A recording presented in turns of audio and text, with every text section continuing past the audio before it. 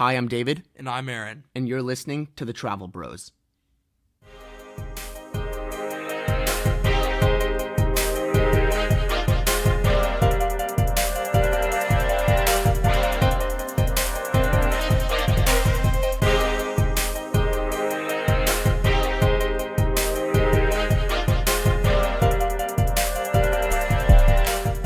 Okay, so Aaron and I are back on Saturday, February 25th for The Travel Bros. Aaron, we are going to be talking about the Rocky Mountaineer today.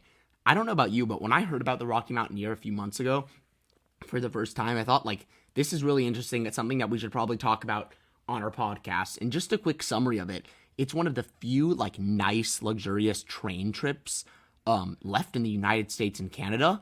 It's a company, the Rocky Mountaineer, and the concept was created by Harry Holmes, who was an engineer, and it was also created by Pat Crowley, who was a tourism entrepreneur, and they were both from Alberta, so they're both from Canada. The trips on these trains are generally 2 to 7 nights, and they usually include hotel stays at night and scenic rides during the day. So, David, I've heard a lot of great things about these trains before. Have you ever been on one of these? I have not been on one of these. This is something that's probably on my bucket list if I ever get the opportunity to do it one day. As I said, their trips are usually 2 to 7 nights, so you could do a really short one if just on a weekend, or you can do a real, longer one. And it's also seems very easy to turn this into, a longer trip, because if it's a 7-night, train trip, you could also start it or stop the trip where the train starts or ends. So it either starts in Canada.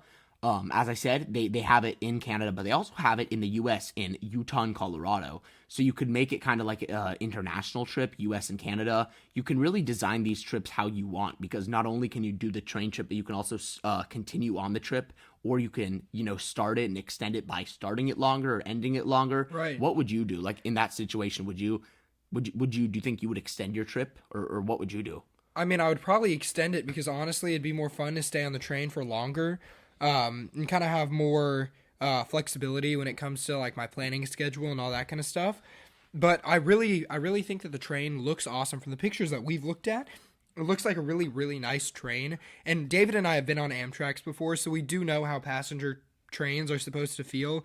And I know that luxury experience is not something you get quite as much on a Amtrak. Not to speak anything bad about the Amtraks, which are really great uses of transportation communally, throughout cities in the United States, especially the Northeast. But these trains, these Rocky Mountaineers, look so nice. Way nicer than any Amtrak I've ever been on. To me, the Amtrak, I think an Amtrak is more of a way of transportation. In the Rocky Mountaineer, obviously it is a way of transportation. That's why it's a train, but it's more of an experience and a luxury experience. So that's why, you'll get nicer dining with it. You'll sleep in hotels at night, but you'll be on the train during the day. It's more of a vacation experience, right, versus an Amtrak is they'll try to make it nice. You can have dining there and stuff, but it's really just for transportation. But, they don't give you the, the top of the line kind of stuff like the Rocky Mountaineer does. To me, it seems something how you could take a ferry across a river or whatever just to get transportation like they have in New York. You can take a ferry across the Hudson, right? Yeah. But it seems like the difference between this is you can take a ferry to transport yourself to one place to another. You can take a train, like an Amtrak, to transport yourself from one place to another. But as soon as you add that luxury experience in it, it's the difference between taking a ferry and taking one of those dinner cruises that they offer, right? It's the experience, it could take you somewhere else from where you started from, but at the same time you're doing it because it gives you that, that luxury experience and the dining experience that you get from paying extra money. And it's Aaron, even the nicest Amtraks, which we've talked about, the Acela Express, which I'm not trying to put down, the Acela is amazing. We've been on it.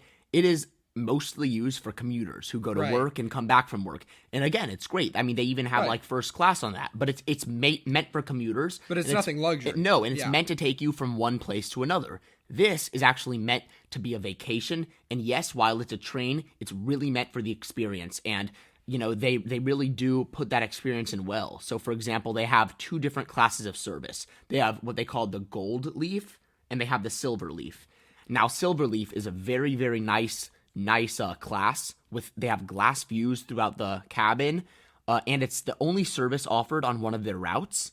And, for example, the silver leaf includes reclining seats, a nice scenery, and the guests are served breakfast and lunch to their seats. So it's believe me, for the like the less, I don't want to even say less class of service, because this is like incredible. Like this is like first class, but for the lower end class of service, it's essentially like nicer than first class. They serve you your breakfast and lunch at your seat. You get these incredible views. And also they have, I don't know if I said this, but it has reclining seats. Wow. So Yeah, they're very like nice. Yeah, that sounds great. So, David, I have a question about that. I remember when we were on the Amtrak, we got, I don't know if it was a complimentary breakfast, but we did get breakfast served to our seats. But can you tell me the difference between like the food service they have on the Amtrak versus the food service they have on the Rocky Mountaineer? Yeah, so it's basically the difference between like a lower class food and like better quality food. So, it's essentially that they have better quality food on here. Right. And as I said, on Silverleaf, they'll actually bring it to your seat. But on Gold Leaf, which is their other ones, so they have Gold Leaf service. And basically what it is it's a custom designed bi-level. So it's 2 different levels, glass domed coach. So it has like glass all around, with full length windows and reclining seats. And they can be rotated. So the seats can actually be rotated to accommodate up to groups of 4 people. Now, here's the thing about the Gold Leaf service, Aaron. Guests are offered hot meals prepared on board the train, and they're served to them in a dining car. So they actually include a luxury dining car, which is a 2-story structure where you can go to enjoy the view. You can also go, and enjoy the view from a separate observation deck, and 3-course meals. So each meal is actually 3-course meals. So to answer your question, that's the difference. Right. So it's like, the difference between United and like Emirates. Yeah. And like Silverleaf, as I said, it's served in your seat, while here in Gold Leaf, you actually, not only can you go to a separate dining car to eat your food, you also have, the full glass, and you also have an observation deck. So it's 2 floors. So not only do you have that full glass view, but you can actually go to an observation deck on the upper level and like look out. So that's like incredible. Right. And while we're at it, I want to talk a little bit about the discontinued routes that the Rocky Mountaineer used to have and why they failed, or why they were discontinued. So the first one that I'd like to talk about was the Whistler Mountaineer, Whistler Sea to Sky Climb. And this was this went from North Vancouver and Whistler on the Canadian National Railway, and in 2015 the railway discontinued and was merged with another one. So that's the reason it was discontinued, because Really? it was merged with the Rainforest Gold Rush route. Well, that makes sense. I mean, they're trying to make it more efficient, right? Right. And the other one that was discontinued for a different reason. It was the coastal passage that operated between Seattle and Vancouver. And it was like a great way, like for communally, like people to go from one place to another. A lot of businessmen and businesswomen go from city to city, for endeavors of such, and this was discontinued because they just didn't have enough people to go, right? These things are super expensive trains, and if you don't have enough people to go, just like how during COVID, a bunch of hotels closed down, you don't have people to go. When there just is such a low demand for it. And it's funny because this was discontinued in 2019, which makes me think, and I don't know this at all, but it makes me think that what if this was a product of COVID, right? Because 2019 was when COVID started. Definitely. Maybe it could be. That's definitely like a question that I'm thinking as well. And I'm sure we could do more research into it. But another thing that, Aaron, that reminds me of is what we were talking about earlier versus, Amtrak versus the Rocky Mountaineer. How this route that actually got discontinued because there wasn't enough people to go on it was more of like a commuter route for people.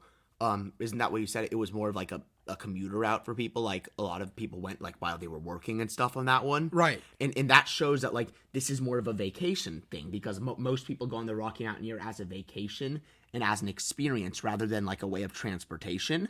Right. So that shows that could be a reason why it didn't work out as well, because shorter term transportation luxury is probably not as profitable as like long term luxury transportation. And what do you think, Aaron, about like what are the current routes? Like you talked about the discontinued, but what are some of the routes that they have right now? So the routes that they have right now that the Rocky Mountaineer Train Company offers, so they have Jasper, Alberta. Which I've never been to Alberta. I have been to Canada, but I've never been to Alberta. And it's supposed to be an absolutely beautiful city. And they have Banff, which is also in Alberta. And I've heard Banff is absolutely beautiful. Like, yeah. I've heard incredible things about that. Like, look down. We're on the website right now. Like, look at this. This is like Lake. So this is where we. This is Lake Louise, where I've talked about this before with my family. Like this is a gorgeous place right here. They also have a route that is in Lake Louise, which is I didn't even know that. right. And then the Lake Louise route is like one of the most popular destinations in Banff, right? And Banff is a national park, so it's supposed to be a really absolutely beautiful place. And Aaron, that's actually one of the places we were talking about with, I'm not going to say their last name for their privacy, but with our cousins who we were going to go on a trip with, we were actually looking at that place a few years ago. Right. And we decided not to go. And I mean, it is a beautiful place. And then for any of y'all who like more urban areas, Vancouver, which is absolutely great, in the U.S. Southwest route. So, I mean, I've been to Vancouver one time in my life, and I thought it was a great city. I've never been to Seattle, but from what I've been told, it's nearly identical to the city layout and climate that Seattle has. And they also have some U.S. routes, right, Aaron? Like they have, I believe so they have like between Denver, Colorado, and Utah. So Colorado, Utah, and they have between Moab, Utah, which I've been to Moab because they have incredible, like mountain biking and not rock. Well, they probably do have rock climbing, but they have hiking there, like gorgeous stuff. So between Colorado and Utah, so they also have stuff in the United States, and they all really offer a great scenic experience to travel across, the United States and just North America in general. And you see any range of beautiful mountains that you see in North America probably has a Rocky Mountaineer on it. So it kind of goes, it's based on what you want. If you want it to go to Canada, if you want to have like a more rural, like scenic trip, you can do that. But if you also want to do like more of a city thing, you can do too. What Aaron, I don't know, what would be like your ideal kind of trip on here? My ideal kind of trip would probably be, if I was going to plan something on the Rocky Mountaineer, I would say I'd probably plan like a 5-night trip, not on the train itself, but probably about like 7 hours on the train each way, right? And I would probably, plan for it to have breakfast and lunch on it and then dinner wherever I'm going. Just because I feel like it'd be nice to just have 2 meals, not all 3 on the train. And if I was going to plan an overnight trip on it, I would probably, I'd have to decide, but I would probably start at whatever time, like latest possible, just because I feel like nighttime, when you're going to a new city and stuff, nighttime is really the best time to explore. So that's my least favorite time to be like on transportation. So I'm actually looking now at their website, and you can start in Calgary, Banff, Lake Louise, Canmore, and Canansis. I don't know how to pronounce that, but those are all places that we talked about that you can actually begin and or extend your journey, like we were talking about earlier.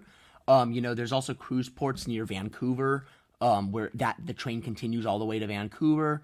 You can also go to Kensal. I don't know how to pronounce these places. They're in British Columbia, and Whistler. So there's multiple routes near there. There's also Jasper to Vancouver, Victoria. It goes near Victoria, which is where you can also begin to end or extend your journey. So there's a lot of places, especially in Canada with the Rocky Mountaineer. Now, just a few facts about the Rocky Mountaineer. Their season runs from mid-April to mid-October, so it's not all year round. And the train, on average, travels at around 30 miles per hour. So there's 26 Gold Leaf service cars, 18 Silver Leaf service cars, and 12 crew cars. There's also 8 generator cars, which is very interesting. I did not realize that. And 2 lounge cars. So, this is clearly not an easy business to run. You have to prepare all this. And Aaron, I didn't even realize, we didn't even think about that with the crew. Think about that, right? They have their own cars. I wonder what that looks like. You think they sleep on there? You think, how do you think their work, looks? Just like how cruise ships do it, their crew has their own sleeping cabins and stuff. I would assume it's probably the same thing, but I'm really not so sure on how, that whole sleeping situation works or where they really stay. It might be more similar to how planes do it, though, which is, in reality, planes, the flight attendants on planes, they normally sleep at a hotel and stuff like that after their flight is over while they're waiting for their next, trip.